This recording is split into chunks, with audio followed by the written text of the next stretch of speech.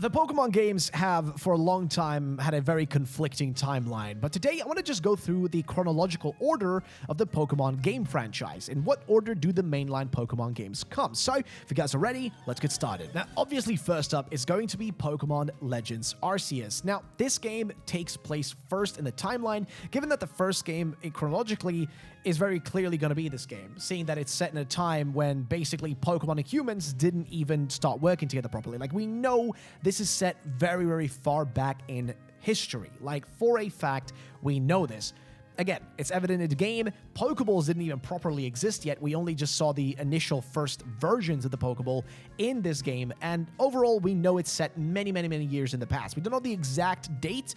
Speculated date is 1799. Again, there's no guarantees on that being the exact date. But nonetheless, this game is definitely set that far back, as it does feature ancestors of characters from Diamond and Pearl. And just a lot more like things in the game don't really like align with the future world of Pokemon. Right? It's clearly set in the past. Now, the next part is actually really interesting. See, we know for a fact that the developers at Game Freak don't really like to give a exact sort of timeline for Pokemon in the world of Pokemon. They kind of just kind of wing it with these sort of things. Sometimes they make it consistent, sometimes they make it inconsistent. That's why there's like 3 different Pokemon timelines. However, on May 7th of 2014, one of the Game Freak employees named Toshinobu Matsumiya actually tweeted on his account a timeline of the core series of Pokemon games up to that point. However, he actually did end up kind of deleting that tweet, but we know for a fact that that at least must have been their thought process at the time. So this leads us to what happens next. So Legends Arceus is definitely first, but many years later, something different happens, which is the existence of Pokemon Red, Green, Blue, and Yellow. But we also know for a fact from the tweets from Mr. Toshinobu, we know for a fact that Fire Red and Leaf Green take place at the same time, and at the same time as Fire Red Leaf Green, we also have Ruby, Sapphire, and Emerald, and because the remakes of Mega Ruby, Alpha Sapphire are also essentially the same games, they're the same thing, they're in the same timeline, or not really necessarily timeline, but the same time, they take place at the exact same time in history.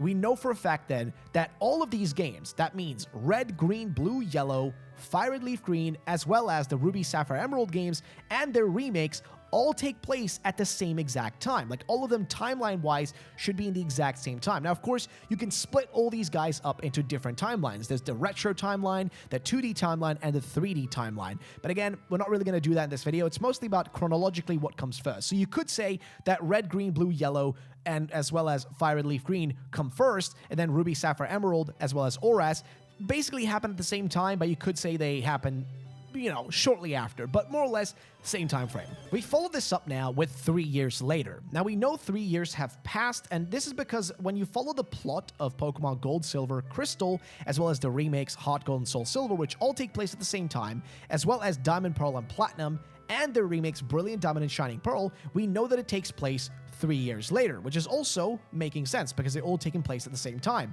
Although there is some dialogue from Jasmine and Cynthia inside of these games that makes it a little bit conflicting. And if you're wondering, well, how do we know Diamond and Pearl and Platinum and, you know, the remakes actually take place at the same time as Gold, Silver, Crystal? Well, here's how it is. Gold, Silver, Crystal, as well as Heart Gold, Soul Silver, they all take place at the same time because they're essentially the same thing. It's the same characters, same time, same everything. And we know for a fact that in Diamond and Pearl, we get to see none else than Jasmine herself. She shows up in Diamond and Pearl, right, as well as Platinum. She does show up and makes references to Johto, the Johto that we know of, which means that it must be taking place at the exact same time. Now, again, as mentioned, we don't know if Diamond and Pearl are slightly after, but let's assume that it goes as follows. Gold, Silver, Crystal, Heart Gold, Soul Silver, all at the same time, and then shortly after that, I'm talking like a month or two, we have Diamond, Pearl, Platinum, as well as the remakes BDSP, which logically would fit well together. But following that up, we have the next set of games. So Black and White are set sometime after that, and we do have some actual evidence and proof for this, and that's by Caitlyn. Now, Caitlyn has visibly aged when we see her, as well as Cynthia and Team Rocket Grunt, like there's a specific Team Rocket Grunt who stole the machine part, actually referencing previous events from previous time frames, right? So they actually do make a lot of references to the past, which means that those things must have happened a while back. Now, we don't know the exact distance here. We don't know how many years have passed. We just know a little bit of time has actually gone between between Black and White and what happened before it. Following that up, we have Pokemon Black 2 and White 2. Now, these are actually set 2 years after Black and White. We know this because it actually is mentioned in the games, but that's not all. They also take place at the exact same time in X and Y, because X and Y takes place in 2013, which, when you think about it, sounds a little bit odd. But yes, the Pokemon games do take place in our literal, actual human years. But here's the thing, though. Black and White 2 is set 2 years after Black and White, which would be in 2013, which is when X and Y came out and when the events of X and Y take place. So the two games actually take place at the same time, which, again, does seem a little bit weird, does seem a little bit, out of place, I'm not gonna lie, but it is the truth. It is basically what it ends up being like, so that's what we know. Following that, we have Generation 7. See, Gen 7 with Sun and Moon, as well as Ultra Sun and Ultra Moon, all take place 2 years after the events of Black 2 and White 2. And this is revealed by some concept art of Grimsley. We get to see him, and this pretty much confirms that it's about 2 years afterwards, which is pretty neat. We know for a fact that those two are set after then. But also, these three games all take place at the same time, but they all take place in different timelines, right? Like, all four games actually take place at different timelines. They're all at the same time, just different timelines. Following that, we have Pokemon Sword and Shield. Now, this one is a little bit more difficult because we don't really have a lot of actual direct proof. There's little direct connections with previous games, though the Pokedex entry for Type Null in Sword and Shield actually mentions, or specifically short, mentions that stolen research notes led to the creation of more Type Null, which could imply they take place after the events of Sun and Moon and Ultra Sun and Moon, as only 3 Type Null exist in those games. So again, there is no exact confirmation on this. It's just small things that could be pointing in that direction, but there's no guarantees. Following that, we have Pokemon Scarlet and Violet. Now, Pokemon Scarlet and Violet take place after the events of Sword and Shield. So Pokemon Sword and Shield, we know for a fact, takes place before Scarlet and Violet because there's actually a presence of a copy known as the Galar A History, specifically a book found inside of the Naranja Academy and the Uva Academy. Now, this interesting thing about this book is that it actually mentioned, and it was published during the events of Sword and Shield at the school, as well as Leon being referenced to as a former Galar champion in the Indigo Disc. So we know for a fact that in the Indigo Disc in Scarlet and Violet, there is a literal mention of these guys. We know for a fact that it's mentioned there. So again, a lot of this stuff can be a little bit complicated sometimes to understand. We don't know the exact years that have passed, but we know for a fact that these guys are actually taking place afterwards. So pretty much the book confirms it. And again, a lot of the stuff in the book, it's basically mentions all the events that took place in Sword and Shield, which means that they must have happened before for there to be a book to exist about it.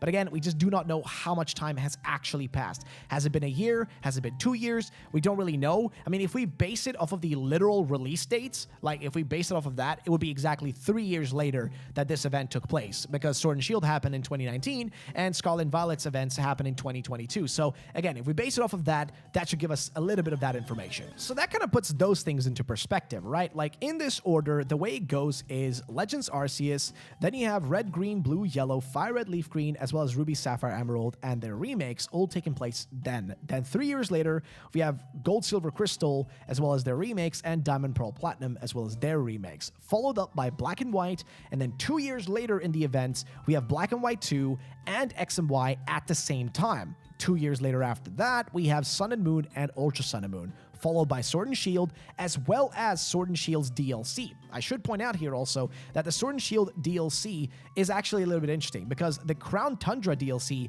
actually takes place after the events of Sword and Shield's main story. We know this because you have to actually finish Sword and Shield's main story to be able to do that. And also, on top of that, for you to be able to do the rest of the game, so in this case, we're talking about just playing the rest of the game in general, you don't actually have to do the full game to play the Isle of Armor. The Isle of Armor is available anywhere in the mid-game, but the Crown Tundra for a fact takes place afterwards, and we do have a proof of that with Oleana meeting with Peony after Rose was taken down for doing his criminal deeds. And Scarlet and Violet has the same situation. The Indigo Discs happens after the main story of Scarlet and Violet, but the Teal Mask takes place anywhere in the middle of all of that. And we know again this because you can't go to the Indigo Disc, you can't go to the Blueberry Academy unless you've completed the main story. So it kind of does require you to do some things first.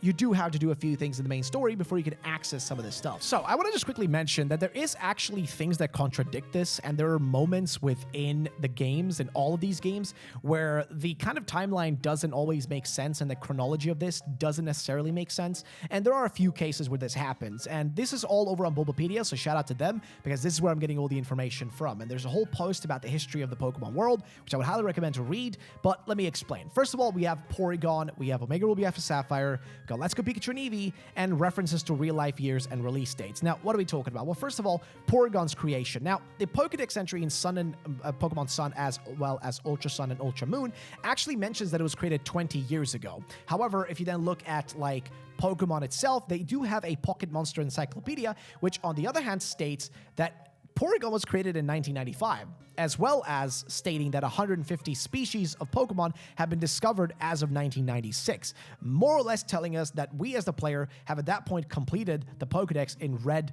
and green.